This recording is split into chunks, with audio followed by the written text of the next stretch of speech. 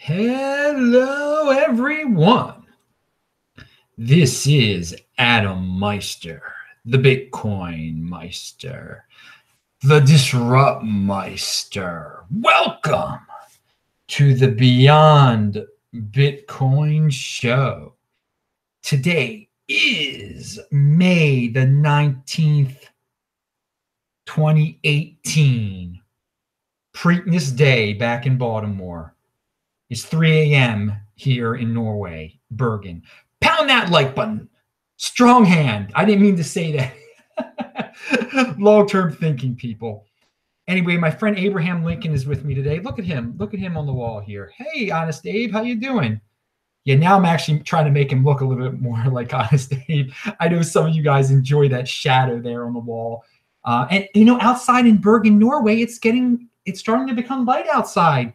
Yeah, it's actually, 3:20 in the morning here. All right, but I got to do my show. I got to do my Beyond Bitcoin show. We post a new show here every day. Every Saturday is the Beyond Bitcoin show. Check out the archives below. You can watch This Week in Bitcoin from yesterday. Simon Dixon, Giacomo Zucco. Oh, my God, what a show it was. And you can check out all the archives. You can get a Trezor below. World Crypto Network links below that I'm affiliated with. Everything's below. It's a wild time. Okay, so let's get beyond Bitcoin here. And we're going to talk about Preakness in a second, because, you know, people like to hear personal stories. I'm going to tell you about Preakness of the old days, or not so old days, but Preaknesses that I attended. And Preakness is a big horse race in Baltimore. It's part of the Triple Crown. I'm from Baltimore, for those of you not familiar. But I wanted to talk about, first up, waking up from the spell of the paralysis pushers. Okay, there's certain people in this world who get a kick out of talking about doom and gloom type of stuff, and it just paralyzes them. They're not in motion. They're not productive. And I've talked about Greg Hunter's show before, a show I used to watch a lot. It's USA Watchdog, it's called. And he has all sorts of characters. He's had some good characters on there, but he has these doom and gloomers on there too. And if you get too into that lifestyle, you become paralyzed, and they're pushing paralysis.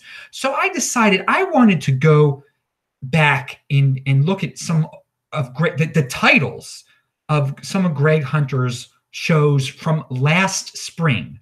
This is a little bit over a year ago, and we're going to name names here, and you can decide, do you want to be involved with this type of with paralysis pushers, or do you want to be in motion? Do you want to be in the world of Bitcoin and something new, and just be excited in life and healthy? Tell me if you think this is healthy, these people. James Rickards. Trump didn't get a honeymoon. He got a burning bed. All right, so that was in, I think that was April 1st of last year. That show might have came out. Trump's still there. He wasn't in a burning bed. If the bed was burning, he'd be gone by now. No, he seems to be doing fine. Sure, the media doesn't like him, whatever. I mean, again, it's just a negativity there in that. But okay, maybe you're saying, that's not that big of a deal, Adam. Next one, Paul Craig Roberts. He says, nuclear war more likely. Blame Washington and the mainstream media. So there's with the doom there. Nuclear war. Paul Craig Roberts, nuclear war. And he says who to blame. He's a big scapegoater. These shows revolve around scapegoating. There's so many people who like to blame others and lack of personal responsibility. The personal responsibility is a new counterculture. And you can see these dudes, you know, you might think, oh, they're outside the mainstream and everything. No, they're pretty mainstream because they're just telling you to blame people. And trust me, Paul Craig Roberts, there's somebody else that I think he wants to blame too, a certain group of people. We won't get into that, but if you watched Paul Craig Roberts before, if you've had if you've been unlucky enough to watch him before, like I have, you could probably see who else he's trying to blame. The neocons. And what does he mean by neocons? And anyway, okay, that's enough of him. There was no nuclear war, obviously. He keeps talking about that. That's how he gets hits. That's, you know, again, it's what was the word I used for it? Anyway, he's a paralysis pusher. Okay, next one. And this is around April the 8th of last year. Cliff High. Oh, I've heard of that dude before. What do you have to say? Cliff High. Fed will crash, and Fed is the market. All right, the Fed didn't crash. Cliff High is nonsense. We know that here. All right, but again, if you like, people get a kick out of watching these kind of guys, and I'm just saying the stuff they talk about doesn't even come true. Gregory Mannarino's next. Fed deliberately created bubbles to save itself. Okay, yeah. At least Gregory Mannarino got on Steam it for a while. That was positive.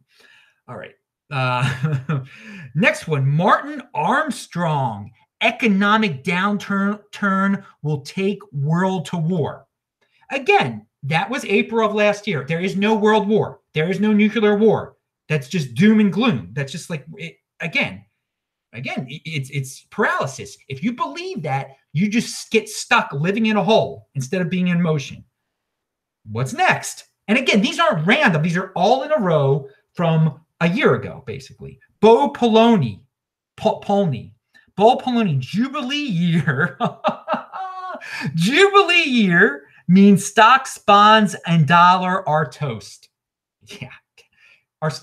Did stocks, bonds, and dollars go away? I mean, come on, dude. Come on, Jubilee. He's talking about the Shemitah.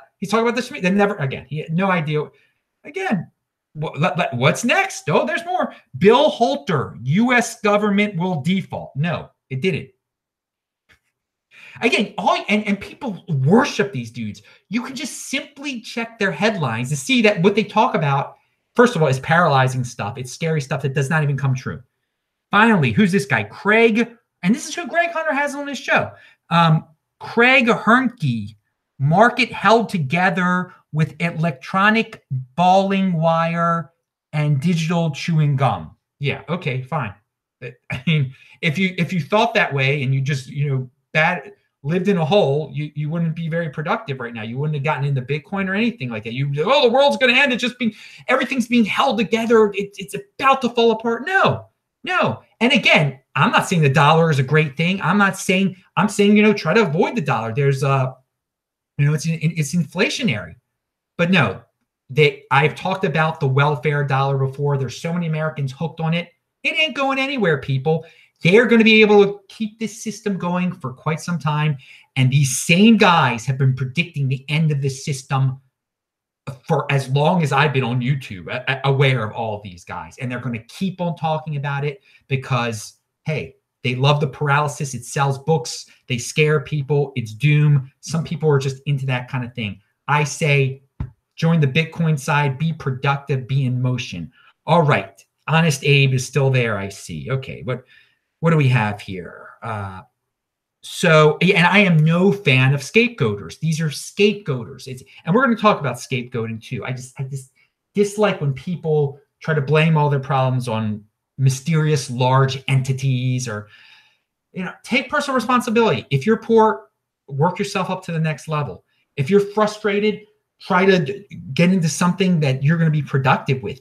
You can avoid, if you don't like the system, you can work outside of the system. And we're going to get into that in a second.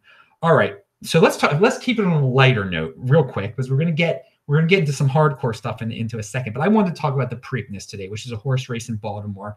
And they're very strict about who they let in now. They have this, everything's been corporatized on the infield now. You used to be able to bring in beer and just party your butt off. There were women showing taking their tops off. It was a wild time. So the first time I ever attended the Preakness, the infield party on the Preakness, and you're supposed to be 21, but back in the day, they didn't care. I was 17 years old. I was in 12th grade. And I went to the infield, and we did that year. We didn't bring beer, but I think probably the next year we brought beer when we were in college. But these are three things I want to tell us, three little Preakness stories that might be entertaining for you guys, and just show you that even back then I was a productive guy. I was trying to save money. People would get so drunk at the Preakness. They would get so drunk, and they'd bring so many beers with them. They couldn't take the beer with them. They would just dump filled cans of beer, perfectly filled, just dump it. And they would leave before the Preakness race. There were like 10 races before the Preakness. They couldn't even make it to the Preakness. They weren't there to gamble or watch the horses. Everyone on the infield basically was there to drink. I was there. I did actually gamble a little bit. I didn't drink that much. I did not get drunk when I was there, but I did drink. And again, I don't drink anymore. I don't gamble anymore, but I was 17 years old. Come on. I mean, that's what kids do, that kind of thing. But one thing that I would, so when I was 17, 18, and 19 going to the Preakness, I would leave with more beer than I came with, okay? You would find so many beers, like 20 beers you'd leave with or something like that. If you want, you could probably find 100 beers if you wanted to. So that gives you a little insight. Even back then, I was trying to be productive. Now, another thing that would happen at Preakness, besides the women lifting, as the day would go by, everyone would get so drunk that more and more craziness would happen. So more women would show their tops, and I would see women fighting. You would see, but the fights would break out, and the cops would. I mean, they would try to break it up, but it was like out of control. It was chaos, total chaos. I saw a 30-man brawl just randomly erupt in front of me once. And so when the 30-man brawl happens, all of a sudden you're like on the inner circle. These dudes are just brawling right in front of you, and everyone is screaming like, "Show your!" Even though they're not going to show everyone's chanting stuff. People from like far away distances, they can see that a brawl has erupted, so they're just throwing filled cans of beer into the brawl itself. I don't know. It's a memory of youth, and I thought I would share it. And that's not very productive. You don't want to be in a situation like that. But something that was productive, that involves the filled cans of, again, all these stories involve the filled cans of beer, because there was so much, people just started throwing them. They were so drunk. But in order to get your beer in there, to bring that much beer, you have to park kind of far away. Pimlico is not in a good neighborhood. It's not one side of it especially is in a bad area. Only one side's in Mount Washington. One side's in a good area. Most of it is not in a good area. It's off of Park Heights. And people have to park far away. Most people don't pay $100 to like park at Pimlico, at the Preakness. So what they do is they pay kids from the neighborhood who have stolen or have acquired shopping carts recently. You pay these kids like $5, and they push your beer all the way to Pimlico, all the way to the entrance to the Preakness. Now, again, this does not happen anymore, but I always I thought this was cool. Like, these kids are very entrepreneurial, and then people would like in the neighborhood, you could park on people's front lawns for $20, and I would think, that's very productive. I like that. I like that outside the box, entrepreneurship. So those are some classic Preakness stories I wanted to share with everyone. Pound that like button. Okay. So now we're going to get back to the war on competence. Yes, we are living in an era, in a society that I would just characterize as the war on competence, that mostly unproductive people, they like to make up excuses for why other people are better off than them. And you only got this because you're lucky, type of people. And you hear it, and it's bad to be rich. You can't be proud of being productive. You can't be proud that, oh, you did so well with your Bitcoin.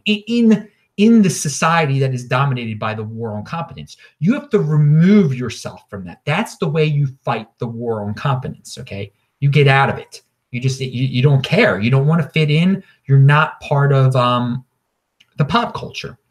Now, in conjunction with the war on competence, I call this the victim chic era. And this is where it is chic, it is cool to be a victim, to associate yourself with victims, to paint yourself with victims, to try to be in solidarity with so-called minority victim groups. It's sickening. It's not productive. It's horribly unproductive way to live. And you get stuck in a hole of pity where you just want pity. You're thriving off of pity instead of being productive. Okay. And so this dominates, this dominates the mainstream today, this victim chic. I mean, the coolest of people in Hollywood and in the mainstream society, they're like, yes, I'm in solidarity with these oppressed, so-called oppressed groups, and they're coming up with the new sayings every day. Things that used to be normal now are oppressive, and reaching for the stars now is oppressive. Again, it's a war on competence. It's part of the war on competence, this victim chic thing. So fight the war on competence by focusing on being productive and removing yourself from the victim chic ecosystem. Because there is definitely a victim chic ecosystem out there that you can easily fit into. I mean, if I say I'm a feminist or that all women are oppressed, I'm going to get some girls. So you think, but you're not. If I tweet this out, I'm cool. Everyone's going to think you're virtue signaling. That's what it is. Virtue signaling is part of the victim chic mentality, the ecosystem. And no, you don't have to be part of that, people. Be a 20%er. Be a 20%er. These people in the victim chic, they have no idea what personal responsibility is. Personal responsibility is clearly the new counterculture, people. All right. So 80% mob rule, nice, and victim chic, same thing. If you can't shut someone up, just lie about them instead. I mean, that basically sums up that what the world has become, the 80% mob rule that we live in. If you are not part of the anyway, if you get yourself away from this popular culture, okay, if you don't care about fitting into that ecosystem, you can ignore all of this and you're going to thrive. You're going to thrive in the revolutionary overlay. Now, I can't discuss revolutionary overlay theory now because I don't have enough time, but you opt into the revolutionary overlay. You just live on top of this society. You get into Bitcoin, you travel around, you do whatever you want to do, and you just ignore all of it. You opt in to the revolutionary overlay. That's the true revolution, where I am. The stuff I talk about.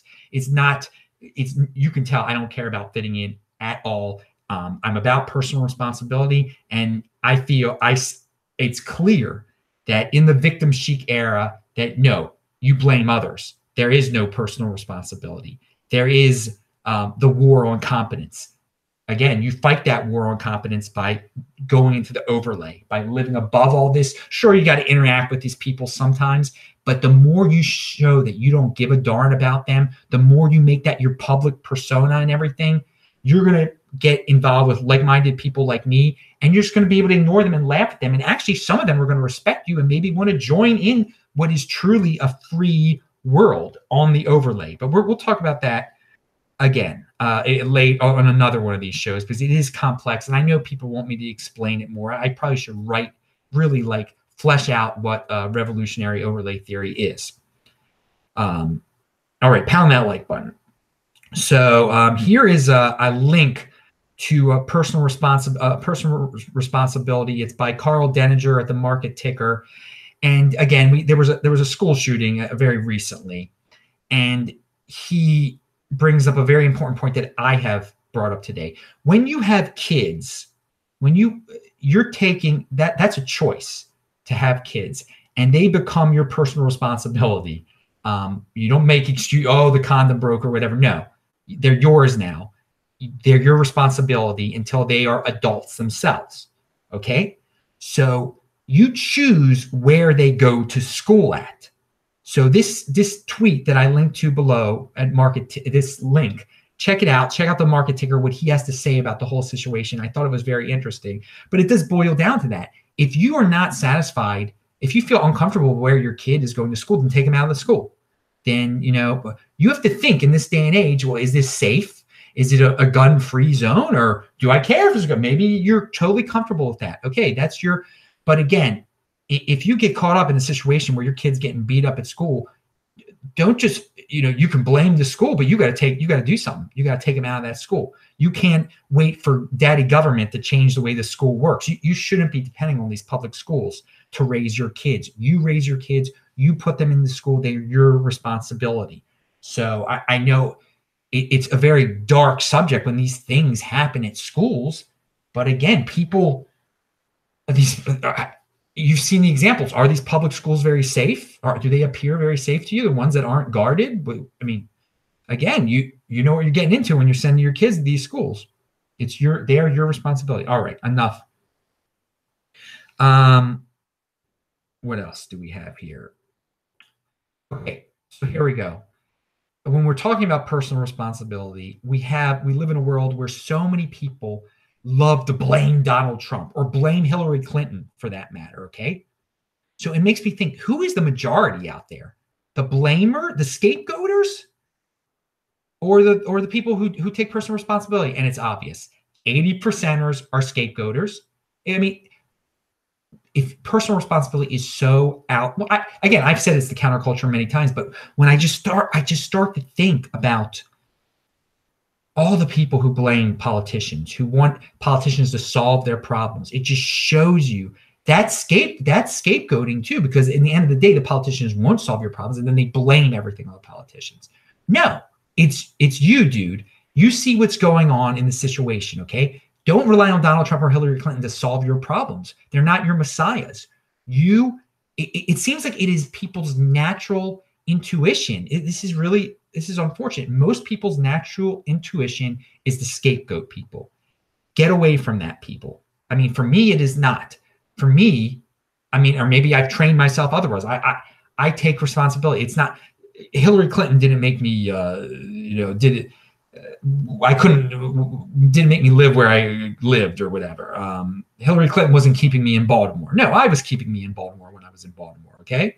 And then I took the initiative to get out of Baltimore and travel around the whole world and, get into the Bitcoin thing in 2013 and learn about Bitcoin again. So in the non-thinking, there are a lot of non-thinkers out there, and scapegoating is the default. And it's something to contemplate. All right. Something I didn't mention before, when I was in Seattle, they recently passed the head tax there, I believe, or they're about to, and they have a homeless problem there. And in order to help solve the homeless problem, some socialist politician wants to tax every person that works at Microsoft or at the large corporations, not at Amazon. And for every person that works at corporations over a certain size, they're going to have to pay a tax. And again, it's a short-term solution. It's a Band-Aid. And this is what politicians are about. But again, Amazon's going to take personal responsibility. They're not just, if they're going to get taxed, then they're going to leave. That's it. And so that'll hurt Seattle. But again, I am no fan of these short-term taxing solutions in these cities. And if I were to be affected by one of them, it would be if I stuck around, well, then it was my personal responsibility. I stuck around. I'm going to have to deal with their taxes. I can't just complain, oh, these vicious socialists are making me poor. If they're making me poor, then I'll leave. I'll move from Seattle. But this is what's on the plate out there today. These are the things you have to take into account. On the ground, we've gotten to a point where in a major city, a very beautiful major city, that they're coming up with something called the head tax. So make your own decisions on that. You can blame and scream at them if you want to, or you can take action and become more productive and move to another place. All right. And you can stop voting for those people too if you want to, but whatever. Do voting. All right. What do we have here? Oh, an article about this is a quarter of Americans spend all day inside. So, okay, that's not good. That's why a lot of Americans have vitamin D deficiency. Do not spend all day inside. This is your health tip of the day from Adam Meister. I go running like basically every day. So I don't belong to a gym. I run outside. It saves you money. It's, some people think, they go from one station to another. They go to work, they go to gym, they go to the food store, they're in their car. No. And then they watch TV. They have tremendous amount of time in front of screens, especially young kids these days. So here's just some simple things you can do. Instead of joining a gym, go running. Saves you money. When you're going to buy groceries, Go on a walk to buy groceries. Don't drive to walk. So sure, it takes longer, but you're spending time outside and it's healthy and you have time to think and you're not sitting. Sitting is not healthy. And another thing you can do is just schedule a time every day that you go for a walk. Sometimes, depends on what country I'm in, I will, an hour after I eat. I did this in Portugal a lot. I would always go on a walk an hour after I ate in Portugal. Now, it varies why I don't do this in every city I'm in. But I mean, that again, I am outside quite a bit, especially compared to the average American. So that's a really disturbing statistic, but not a shocking statistic, that a quarter of Americans spend all day inside. And hey, again, you corporate culture people, eat your lunch outside. How about that? Bag your own lunch. Don't go, again, if you're one of those people who buys every day, then all you end up doing is you walk to the store right across the street or the restaurant and you sit down in there, or you bring it back to, no. Bring a bagged lunch that you bought on your walk to the supermarket, and then you eat outside. Eat outside. I used to eat outside quite a bit when I long ago worked for other people. But of course, Adam Meister works for himself now. Pound that like button. I've been doing so for quite a long time. All right, another Carl Denninger also, and I linked to this below, brought up how Care First and in Maryland and Virginia, the health insurance rates are about to double, at least for Care First. And it's obviously ridiculous. But hey, it's personal responsibility, people. So you can get you don't have to have this ridiculous, and the health insurance isn't even good.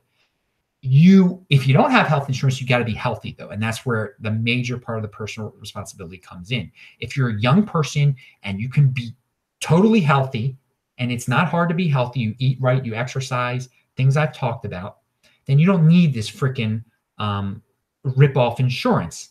And that's where medical tourism, if you were to, God forbid, get sick, it would be cheaper to go to India, to fly to India, where they have great hospitals. The doctors have been trained in the United States. They're like hotels there, okay? They cater to medical tourists there. And you get it done there. You get the, God forbid you need an operation on your foot, you get it done there. Instead, because you had no insurance in the United States, you just take a trip to India. And hey, it's a good excuse to go to India too. Or wherever. There's other countries too. And so this is it. You check out the link, you can decide for yourself. I'm not saying drop your insurance, but for healthy, I mean, this is a legitimate option out there for health, for people who take personal responsibility, who are healthy people, who are not going to buy into this ridiculous Obamacare system that every year it keeps on going up and up and up. So you can sit there and complain and say, oh, Obama, he was horrible. Look, my insurance rate double every year, but I'm still paying it. Or you get yourself healthy so you don't have to depend on the government anymore. And so if, God forbid, you get sick, you can go on a medical tourist trip and save quite a lot of money. All right, again, I want to read, deferral of gratification, people. Key to life. That's discipline right there. Deferral of gratification. You don't want that fancy car today when the Bitcoin that you could spend on that fancy car could buy you a house in 2021. Okay, but try to apply deferral of gratification to everything you do. Some people say deferral of gratification is only associated with people with over a certain IQ, people in the top 20%. I don't know. Okay. I'm very good at deferral of gratification. I am smart, but I'm not an ultra genius or anything like that. I think you can teach yourself deferral of gratification. I do believe that. Maybe I'm naive. Maybe I try to just do, because I know plenty of smart people who are not good with deferral of gratification either. Okay, so I don't know if they go hand in hand exactly, but it is the key to life, is deferral of gratification. I do know that. It is a basis which you should build your life around. And just this long-term thinking. That's basically what it is. A guy named Ant Extra 300. He didn't want me to give him credit for this, but I'm going to give him credit anyway. I think this is last week. He told me this. Financial sovereignty gives you freedom of geography and association. Okay. And that basically defines my revolutionary overlay theory. Financial sovereignty gives you freedom of, so if you get into Bitcoin, if you control your private key, if you become financially independent, you can live anywhere you want to. You can go to work whenever you want to. It's freedom, and you can be friends with anyone. You don't have to fit in with these the people that I mentioned before. You know, the people who are against productivity. Again, if you have financial sovereignty, you have freedom to go wherever you want. That's freedom of geography, to live wherever you want, leave whenever you want, and freedom of association. And you don't have to fit in. You can say to that person, I don't want anything to do with you. You can go on the social media and you can rip on anybody you want to. You can give just like I do. Like I give my true feelings about everyone on here because I have that financial sovereignty. I have Bitcoin. So I'm going to keep on. I'm going to keep on talking about that dude's saying for quite some time. Okay, take advantage. We're almost at the end of the show here. I have a link to a. It says certain cities where it's cheaper to rent than to own. Click on it. Check it out. It'll give you, if you want to be a renter, because I think being a renter is better than being a homeowner. There's so many costs involved. You can get sued being a homeowner. See where it's cheaper to rent. Maybe you want to move there. Maybe you already live in that city. But I don't know how accurate it is. But again, being the perpetual traveler, always being on the road, it's fun. I mean, it's a little extreme, but I mean, some people, they want to live rent in one city for 1 year, rent in one city for 2 years. Who knows? I take things to a little bit of extreme, but hey, I love traveling around. I can go from one Airbnb to another. Those obviously are, over the long run, are more expensive than just renting in one place. But I'm just trying to tell you guys this so-called American dream of buying a house and getting into insane amount of debt. Renting can be so much cheaper than that, and give you so much more freedom. So check out that link that shows different cities where it's more expensive than other cities. It's American cities. So, well, I want everyone to pound that like button and to subscribe to this channel and check out the links below. But I want to conclude this by talking about a city in North America, or a province in North America, but obviously not in America. When we're not in the United States, in Canada, Alberta. The Bitcoin Rodeo is July 9th and 10th in Calgary. So I will be speaking there. BTC Benny will be speaking there. Vortex Francis Pulio will be speaking there. I just butchered his name. Some other dudes you know from this show and the World Crypto Network shows. It's going to be a good event in Calgary, the 9th and 10th, bitcoinrodeo.com. I believe I linked to it below.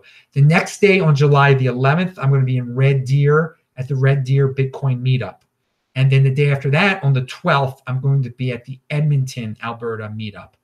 So 9th, 10th, 11th, and 12th, Adam Meister Bitcoin tour of Alberta. I'm going to keep talking about this, but I thought I would bring this up at the end of the show for all of you guys in Alberta, or if you'll be traveling to Alberta then. So I'm Adam Meister, and that's Abraham Lincoln. I'm the Bitcoin Meister, the Disrupt Meister. Remember to subscribe to this channel, like this video, share this video. Check out the notes section below. Strong hand.